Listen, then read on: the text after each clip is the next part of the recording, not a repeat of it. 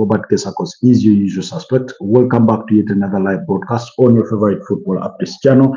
It's a beautiful Wednesday morning, 35 minutes past the top of the hour. Had a bit of a false start, in case you're wondering why we've had to restart the live broadcast. Is because I spent more than a minute and a half speaking without the microphone being on. So I figured, given the false start, we should just cancel everything and redo it again.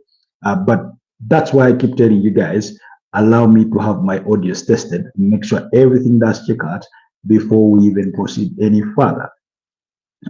Because like I keep saying, we've burnt our fingers on a couple of occasions. So testing our audios has become very, very crucial to what we do in that regard. So whenever I say allow me test our audios, please bear with me, please indulge me, because sometimes I need to test the quality of the audio. I need to test whether, the speed of sound is correlating with the video and things like that. So, so indulge me on that one. Indulge me on that one. Anyways, like I said, I hope you're doing okay. I hope you're doing okay in whatever it is that you are keeping your eyes on this beautiful morning. But interesting action from last night in as far as the UEFA Champions League is concerned. Plenty of talking points for us to discuss. But like it says there, tragic morning in Uganda. Allow me begin on a lesser footballing note, because as of this morning, it has been confirmed that 63 people have perished in a fatal accident that occurred overnight.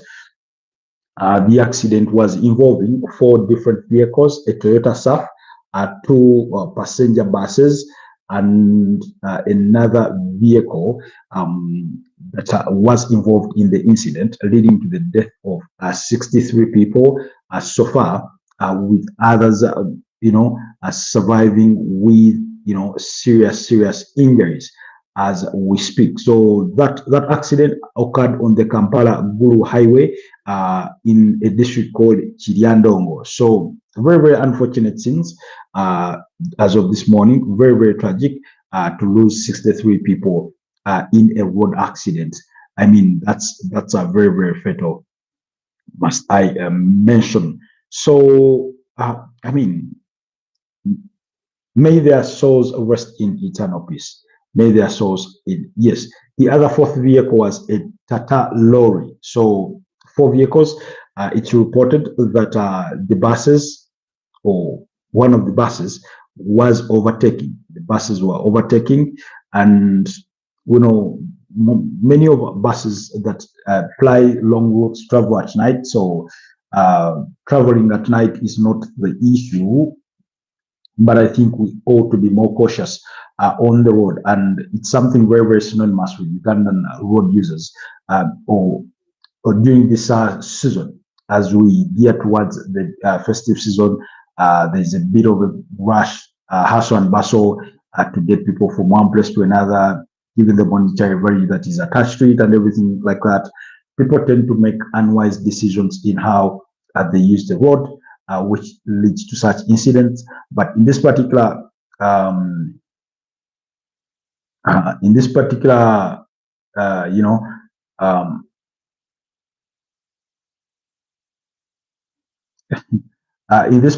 incident, I do not want to point any fingers. All I want to say is, may the deceased souls rest in eternal peace. May those that are gone away with injuries have a quick recovery, and I hope that we can get through this as a country. But it's very, very tragic, losing 63 people in just an accident. Anyways, I just wanted to dedicate the first few minutes to that news while we focus on football. Some news that happens elsewhere in other spheres of the country are very, very hard to ignore, and I thought that in itself was really, really hard to ignore, not to bring to the forefront. But anyways, Let's break away from that and go into what's happening or what happened in the UEFA Champions League last night. Like I said, action did return in the UEFA Champions League with Arsenal at home against Atletico de Madrid in a very, very thrilling encounter. But they are not the ones that opened the day or the account because Barcelona were up against Olympiacos in one of the early kickoff fixtures that kicked off at 7:45 p.m., as well as Kairati Almaty, who shared the spoils in a goalless draw with Pafos. But in that game against Barcelona, Olympiacos had a man sent off. At the time, it was 2-1, and then they went on a rout. But Fermin Lopez scored a hat trick. There was a brace for Marcus Rashford and Lamine Yamal from the spot kick. That penalty that was won, that penalty that was won by Marcus Rashford, he stepped up and converted from the spot to win it by 2 goals to.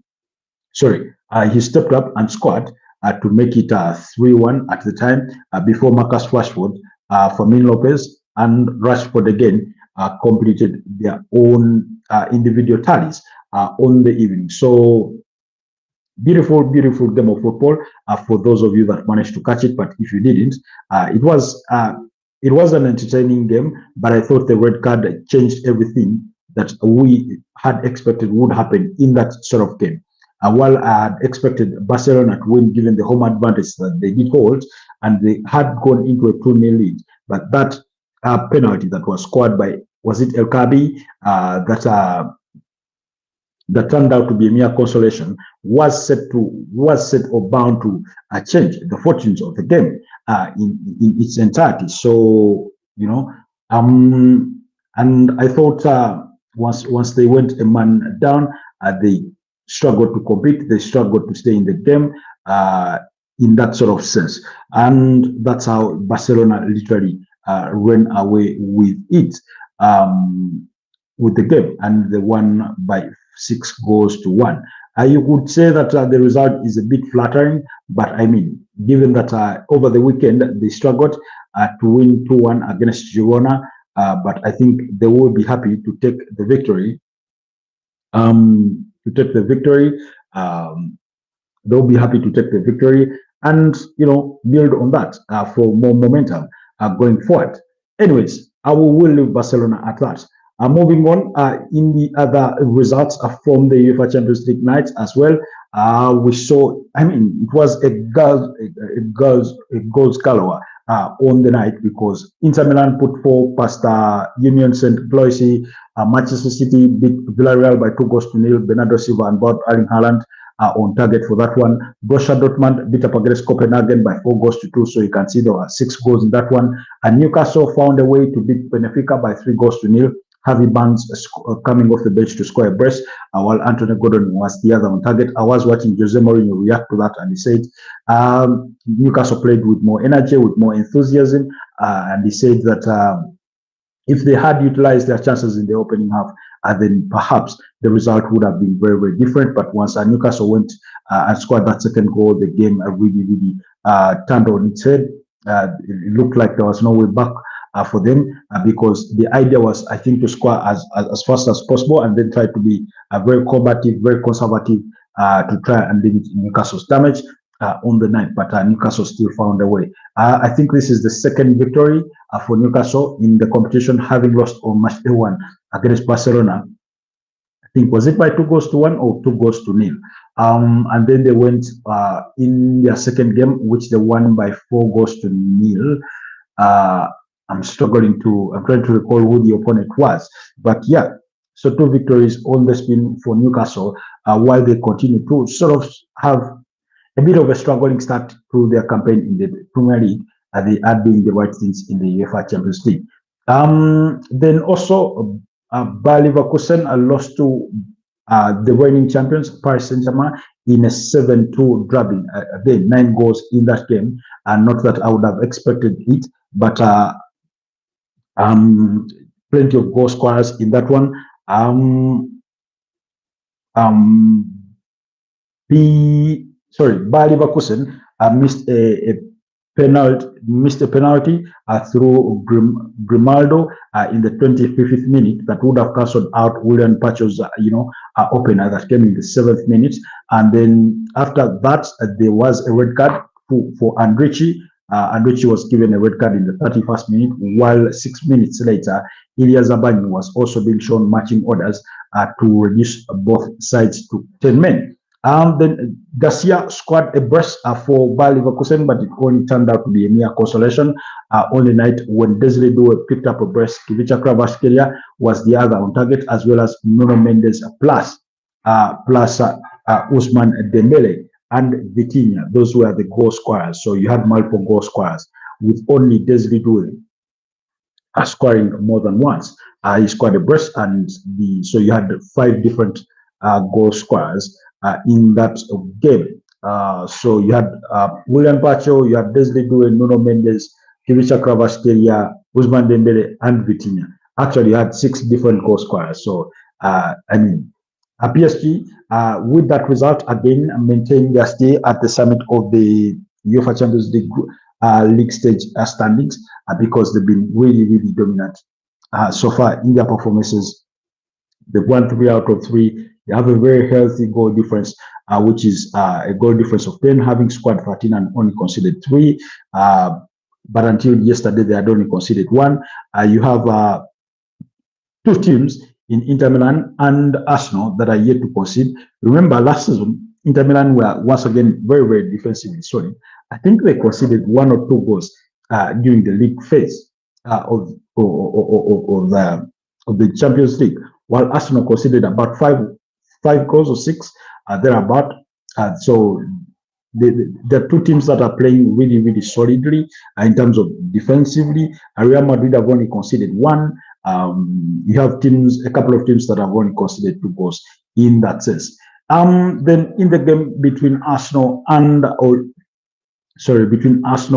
Atletico de Madrid, that was where the gist of the conversation for us tonight was.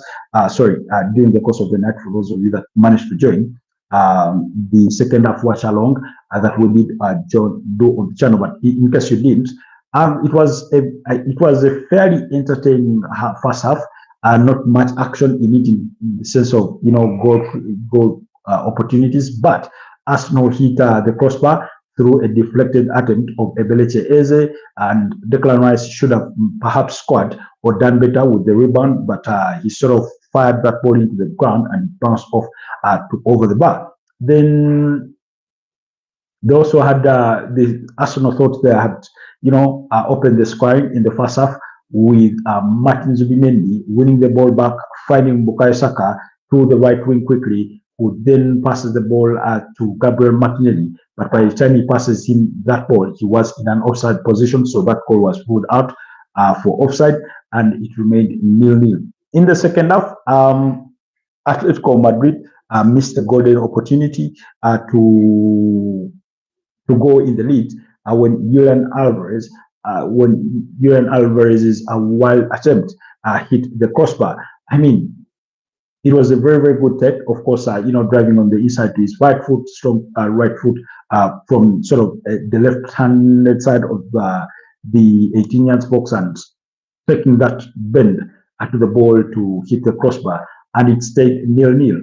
Otherwise, David Raya did not have much to do. Of course, he had a save made in the second half, deep in the second half, with Conor Gallagher having that attempt, Conor Gallagher having come off the bench.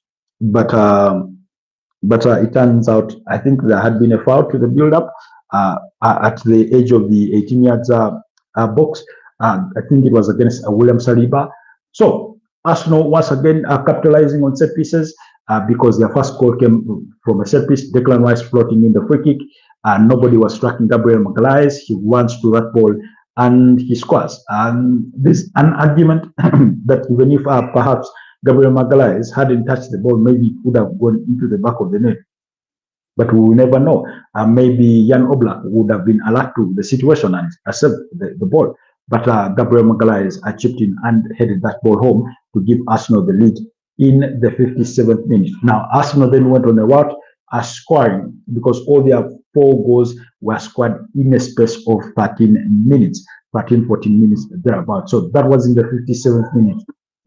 7 minutes later, Gabriel Martinelli was on target with a first time, you know how you get pass the ball and you hit it first time. When Maslow Skelly dove confidently through that Atletico de Madrid midfield before providing the assist for Gabriel Martinelli, who was scoring in his third consecutive game in the UEFA Champions League for Arsenal. So he scored in all three Champions League matches for Arsenal this season, being very, very effective for a player that was receiving lots and lots of criticism during the course of the summer for his lack of effectiveness down the left wing. Some people were calling that he'd be sold, and yeah, there's particularly a point we disagree on. And my argument at the time was that if you had to choose who to trade off during the course of the summer between Leandro Trossard and Gabriel Martinelli, for me it had to be it had to be the sort of the latter. You had to keep Gabriel Martinelli and let go of Trossard if it had come to that. But I'm also glad that Arsenal managed to keep two, because I made the argument why Arsenal needed to keep two, because in the previous campaign they were always one injury away from disaster. And look at this season, they already have a group of players out through injury, and they are still managing to compete. And yet, those players that are absent, you'd say, are very, very critical to what they do. The captain, Martin Odegaard, Kai Havertz, feels like a huge miss. Gabriel Jesus is out, through injury. You have Noni Madueke out through injury. Ben White is just returned. Gary Hincap is just returned. So, and things like that. And yet, I thought they competed really, really well. Then about 3 minutes later, Victor Gyökeres was at it, scoring, because I think he hadn't scored for Arsenal in the last 7 games across all competitions. I think his last goal came against Nottingham Forest. So it was beautiful to watch him score. In fact, Victor Gyökeres was voted man of the match following his burst on the night. So Ebeleche Eze did provide that assist, although it seemed to be an attempt of goal, which he did catch so well. So ball falls in the lap of Victor Gyökeres, who then sort of fires it in the back of the net, taking the deflection of an Atletico de Madrid defender while on its way to the back of the net, because it sort of sent Jan Oblak the opposite direction. And then in the 70th minute, another set piece play. It's a corner kick. Declan Rice floats in quite, to the deep end, to the opposite side of the 18 yards box or the box. Gabriel Magalhaes heads it back in the reverse direction, and then it lands on Victor Gyökeres, who was at close range, and he scores, I think, with his thigh. So, and that's how Arsenal were able to win the game. 4-0.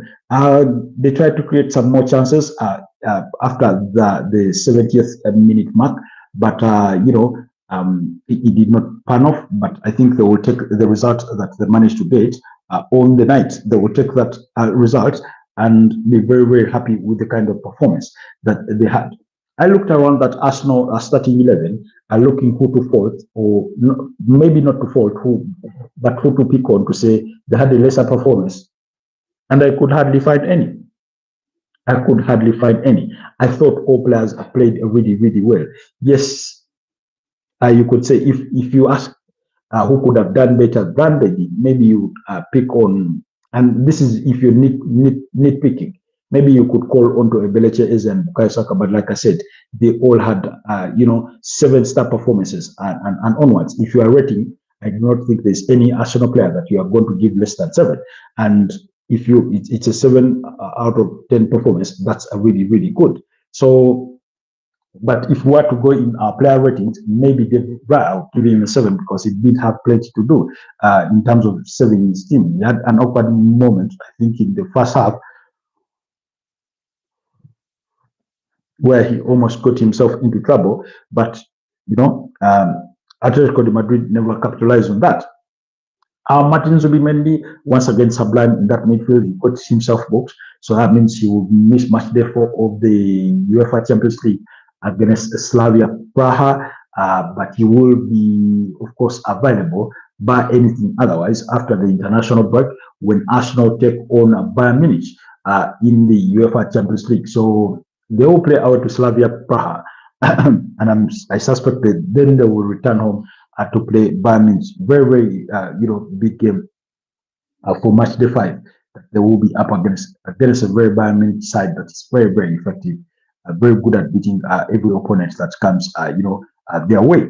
Then Declan Rice again, once again, when he socks off, thought he was very effective in what he did, winning the ball back, carrying the ball forward, and everything in that regard. Gabriel Martinelli, I thought, applied himself really, really well, tried to cause a bit of trouble. Like I said, if it had not been for his early run in that Bukayo Saka moment, he could have walked away with the breast on the night. Bukayo Saka was again causing lots of troubles down that right wing. Victor Gyökeres, his hold-up play was good, ended up scoring 2 goals. I mean, that's what you want from your striker, to be within around the right spaces, within around the right areas, the right positions, waiting for the moment to pounce on that. He did speak in the aftermath of the game. I think he was speaking to CBS Sport, and he said, though he was being asked whether how he takes the goal route that he's sort of had to go through, and he said it can be frustrating because as a striker you want to be scoring goals, you want to score goals. He said, but you also have to keep the faith. You have to keep working hard and believe that chances will come and you will score. So I thought that was a very, very positive thing to say. Julian Timber, once again, very, very solid, both defensively and going forward. William Saliba and Gabriel Magalhaes, there's nothing to fault them for. Lewis Kelly, we know he's not played that much, or too many minutes for Arsenal this season because Ricardo Carafiori has been smashing it, playing at left back, and yet every time he's been called upon, Lewis Kelly, to come on in the UEFA Champions League, he's looked really, really decent. And yesterday, he was very superb, including providing the assist for that second goal for Gabriel Martinelli to convert. So, a beautiful game of football. On the side of Atletico Madrid, I thought Jose Mario Giménez sort of had a good performance, had an okay performance, but he sort of struggled to contend with some of the Arsenal attackers. He fouled them quite a couple of times.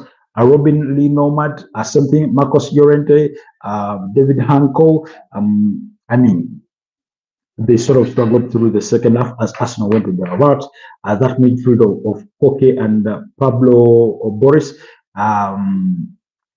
holes were poked in them. Arsenal really, really picked on Giuliano Simeone, the son to the manager, Diego Simeone. They really, really picked on him in terms of fouling him and, clipping him and things like that, killing their momentum. Julian Alvarez had sort of a fairly okay performance, while Alexander Sorof sort of struggled through the game, in my opinion. But yeah, interesting action of football that we had last night. In as far as the UEFA Champions League is concerned, I think Arsenal fans will be pretty delighted with the kind of performance that they managed to put on, with the kind of result that they managed to record on match day 3. Like I said, they are still perfect in the UEFA Champions League. 3 out of 3, they are yet to concede a goal.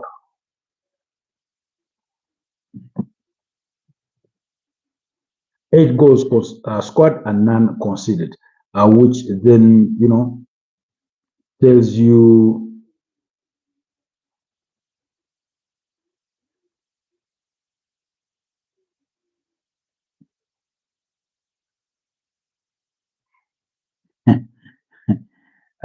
anyway, like I said, they will be really delighted with that kind of performance, because again they've been picked on multiple times or on multiple occasions by opponents and things like that, for what you would say has been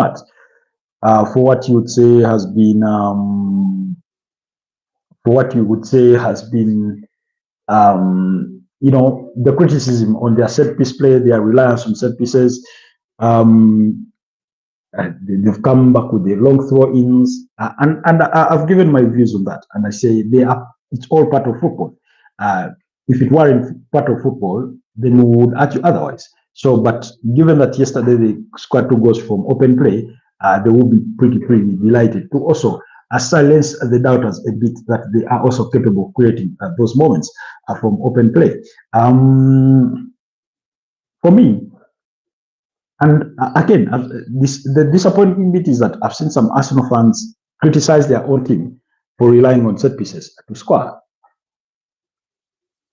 If every team comes with a plan in the game, and whether set pieces is the plan A and open play is the plan B, I wouldn't care any less. If the reverse is also true, I couldn't care any less. At the end of the day, we count goals that have been banged in, and we count the points that you walk away with. That's all that matters. How you win, and the fact what matters mostly is that you win before we look at how you win. At the end of the season, and I've said this time and again, at the end of the season, if Arsenal have a set of silverware to show up for all their performances, that's what we will be focused about. That's what we will be discussing. We won't be discussing of how the means to the end, because at the end of the day, the ends justifies the means. So look at these two scenarios.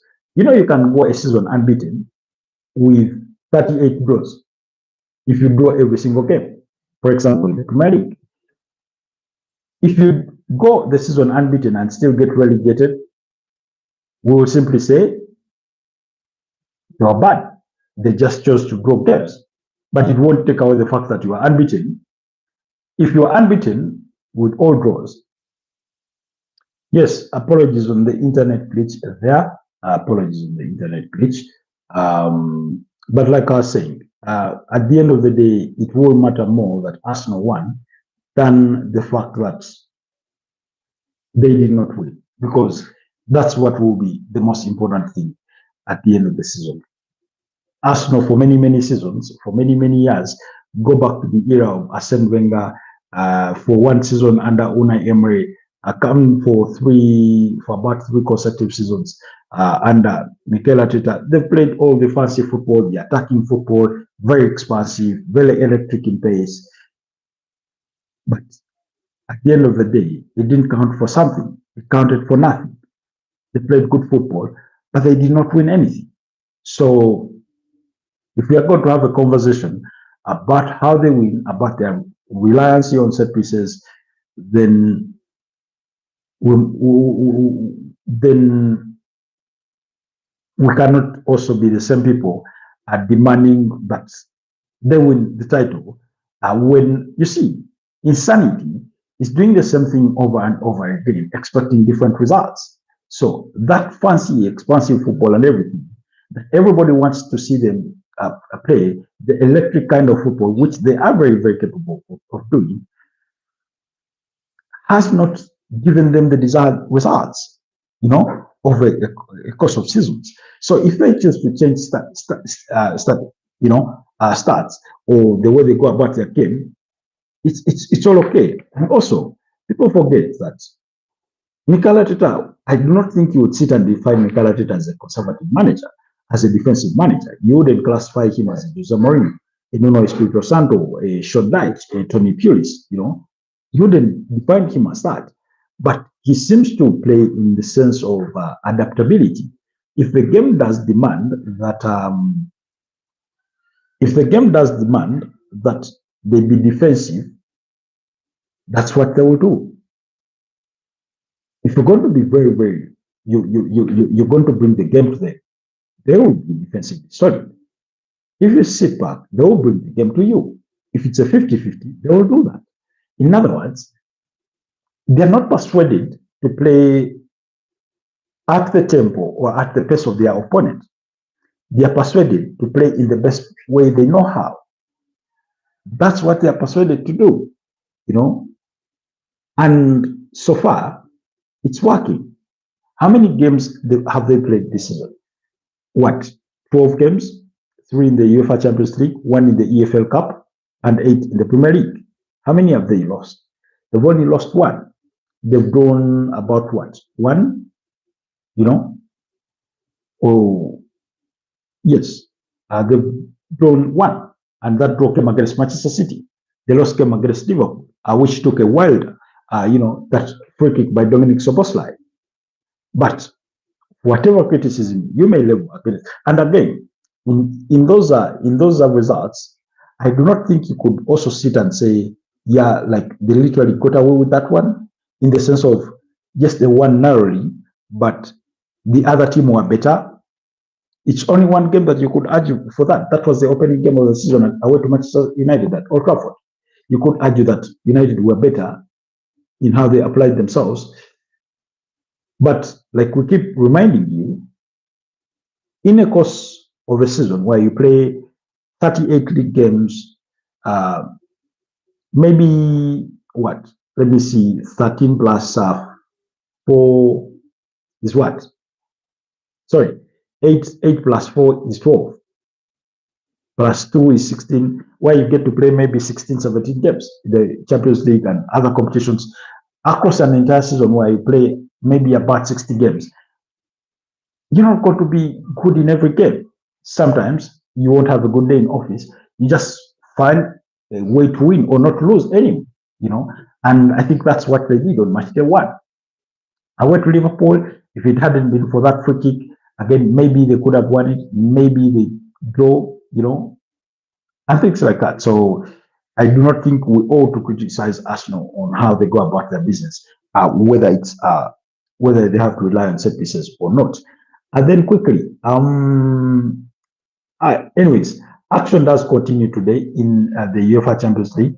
Like I told you, it does continue today in the UEFA Champions League. So be keen not to miss out on tonight's action, including a repeat of the 2017 UEFA Champions League final when Real Madrid entertained Juventus. But in the early kickoffs, Atletico Bilbao are going to be up against Qarabag, while Galatasaray will entertain Bodo Glimt.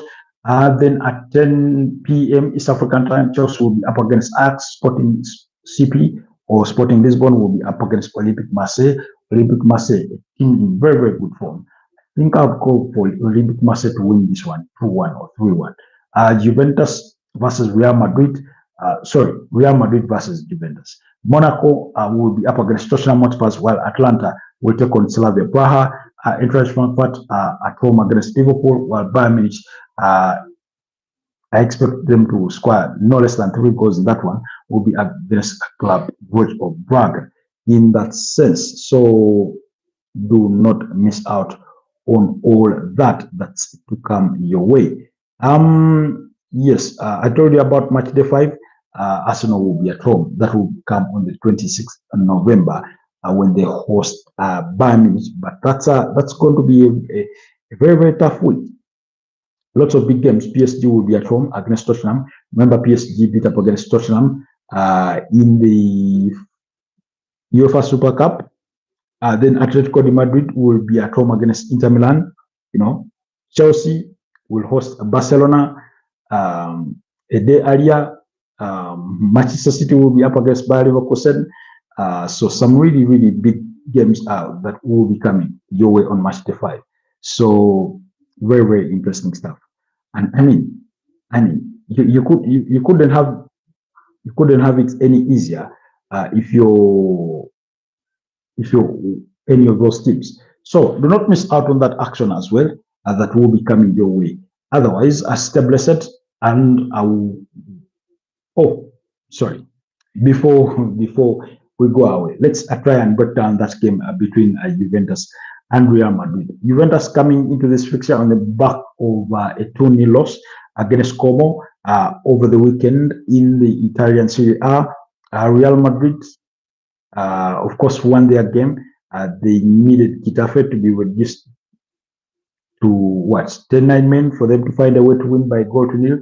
That goal scored by Kylian Mbappe when he scored his 10th La Liga goal. Meanwhile, Madrid are laden with lots and lots of injuries. Danny Carvajal is absent both through injury and suspension for a straight red card received. Falan Mendy, Antonio Rudiger, Alexander Trent Arnold, Dean Hausen, Dani Ceballos, David Alaba are all out through injury, while Bremer, Joan Cabal, and Arcadia's Milk are the ones injured for the side of Juventus. Real Madrid will have to be wary of Kenan Yildiz, Jonathan David, Francesco Conceição on that side of Juventus, who play with Manuel Locatelli, of course, Crefin Thuram, the brother to Marcus Thuram, Andrea Kubasi, Joao, Jose Mario. Of course, they play with a back three, under the charges of Igor Tudor. Kylian Mbappe has been a man on hot form. So Juventus will have to worry of Kylian Mbappe and his pace. The dribbling skills of Vinicius Junior, Franco Mastantuano starting ahead of Rodrigo Goes, Adagula in that number 10 role behind the striker, Aurelio Tchouameni, and maybe Fede Valverde or Eduardo Camavinga in that midfield, because Fede Valverde could be pushed right back, Eder Militao and Raul Asensio, as well as Alvaro Fernandez Carreras at left back with Thibaut Courtois in goal. That will be the expectation on that Real Madrid side. In terms of head-to-head, like I told you, in 2017, the two sides met in the finals of the UEFA Champions League, and Real Madrid beat up against Juventus by, was it 3-1? No, 4-1. 4-1 in that game. So then they also met in 2013. In 2013, they met and Real Madrid beat Juventus by 2-1 at the Santiago Bernabeu, while the reverse fixture ended in a 2-0 draw. Then in 2015, they met also at the group stages. At the Bernabeu, it was 1-1, while Juventus beat Madrid by 2-1 in Turin. Then in 2018, they also met in a group stage, and Real Madrid beat up against Juventus by 3-0 in Turin, and Juventus beat up against Real Madrid by 3-1. So you can see over the time they've been evenly matched. Their most recent encounters have been during international friendlies, in which Real Madrid beat Juventus by 1-0. Then the other, Real Madrid beat Juventus by 1-0 at the FIFA Club World Cup, while they had played two other friendlies, one of which Real Madrid won by 2-0. That was in 2022, and in 2023, Juventus beat up against Real Madrid by 3-1. So you can see that over time they sort of cancel out each other. They know how to beat one another. So tonight it will boil down to who will have the better chances, who will take their chances in that sense. But Real Madrid being at home, I sort of give them the advantage. Juventus are no longer as hot as they used to be maybe 3-4 years ago. They're not that team. They want to build towards that, but they are not yet to that. Then Real Madrid, sometimes they've not played really, really well, but they just found a way to win, including over the weekend against Getafe. They did not have the best of days in office, but they just found a way to win, and that's what it takes for Real Madrid to beat up against an opponent.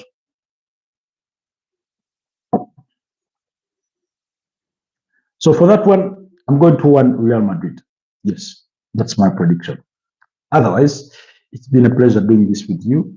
Have yourselves a blessed day, and I'll see you guys tonight in the watch along for that particular game, particularly for the second half, because our broadcast starts at 11, while these games start at 10 p.m. Thank you for being part of today's podcast, and I'll see you guys next time. Bye-bye for now.